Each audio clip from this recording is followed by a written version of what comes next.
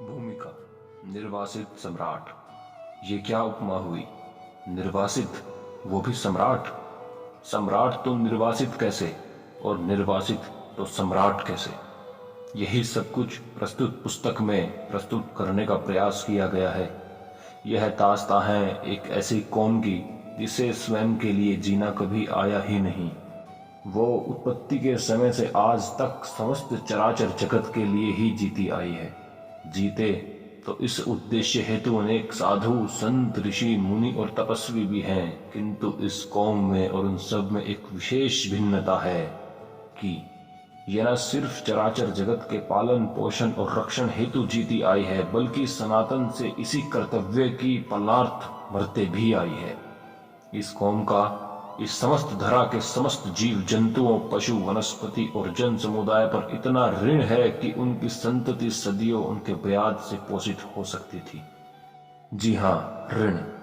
किंतु यह ऋण मुद्रा देकर नहीं, बल्कि स्वयं और स्वयं के परिजनों के रक्त से समस्त दुष्टों आक्रांताओं और मानवता के शत्रुओं से चराचर विश्व की रक्षार्थ बहाकर अपने रक्त से सदियों तक इस समस्त भूमंडल को सींचने पोषित और रक्षित करने के फलस्वरूप इस भूमंडल पर स्थित हर जीव और निर्जीव पर विधि द्वारा आरोपित है। पर हाय रे क्षात्र धर्म, क्या तू शापित है? जब तक तेरी कीर्ति का गुणगान देव सभाओं में होता था, तब भी तू भोग विलास से परिपूर्ण राजमहलों में भी अपनी अलौकिक व अपरिवर्तित अद्वितीय कर्तव्य परायणता के कारण समस्त वैभव के बीच रहकर भी एक बैरागी निर्लिप्त सन्यासी बना रहा। और आज उन सब ने ही तुझे व्यवस्था से इस प्रकार बाहर निकाल फेंका, जिनके अस्तित्व की रक्षार्थ तूने अपना अस्तित्व समूल ही मिटा दिया।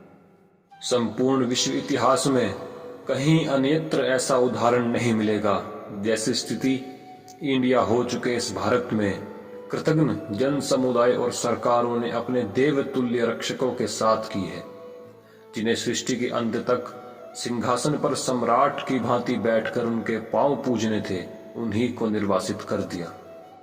तो क्या जो काल ने इस कपटी कली ने हमें निर्वासित कर दिया, तो क्या जो आज हम सिंहासनारूढ़ सम्राट नहीं, तो क्या हम सम्राट भी नहीं? कतई नहीं। हम आज भी सम्राट हैं और सृष्टि के अंत तक सम्राट ही रहेंगे। भले ही आज निर्वासित सम्राट हैं, एक दिन अवश्य ही पुनः सिंहासनारूढ़ सम्राट होंगे। प्रस्तुत पुस्तक इस पीड़ा को गहराई तक महसूस करने वाले हर उस छात्र वंशज को तड़पती भारत माँ और दूर छूट चुके छात्र धर्म की पुकार है, जिसे अपने सम्राट होने का एहसास है और साथ ही एहसास है अपने निर्वासन का। ऐसे कानों तक इस पुस्तक के माध्यम से जब यह पुकार टकराएगी और पिघलता हुआ शीशा बनकर उनके कली के प्रभाव से पूर्णतः मलिन हो चुके अंतर मन को मलिनता के प्रभाव को जला देगी, तब वह अपनी स्थिति के सापेक्ष रह ना पाएगा और उसकी भुजाएं स्थिति जन्य सभी बेड़ियों को तोड़ने हेतु मचल उठेंगी। तब बरस भर उसके कदम इस पुकार के स्तोत्र की ओर दौड़ पड़ेंगे, जब उसे अपने कर्तव्य और अधिकारों का एहसास होगा, बोध होगा।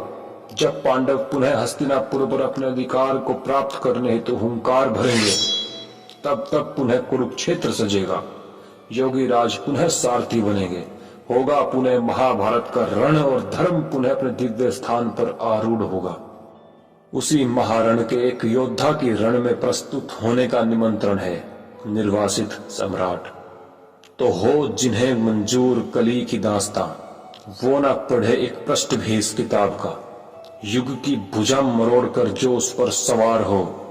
हे क्षात्र वीर, तुम्हें है ये भेंट, स्वीकार हो, स्वीकार हो। प्रवीण सिंह भाटी, उत्प्रेरक, अजमेर, राजस्थान।